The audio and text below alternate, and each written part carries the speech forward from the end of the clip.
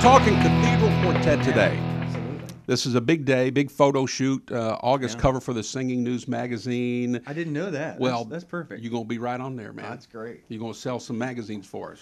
I hope Do so. good there. But we're talking music, Cathedral Quartet.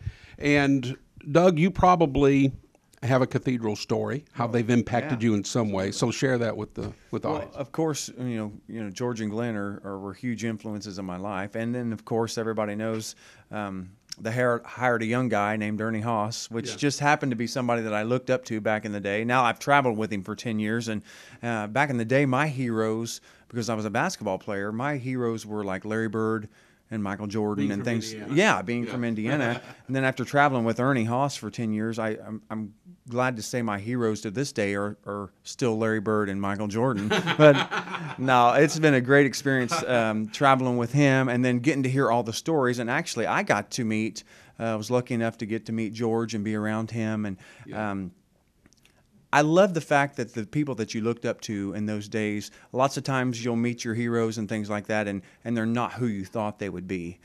I loved the fact that when I met George, he was exactly who I thought he would be, and so encouraging and so down to earth, yet a great entertainer, a great man of the Lord, and it was just neat to be around him and see and know all the things that he had been through and all the stories that he had to tell, and just watch his touch on how he did everything and how his life has touched our group's life. And to finally get to sit back, I mean, we love the music that we sing, but to sit back and get to watch these guys who were actually there be in action is going to be amazing. And I really, really look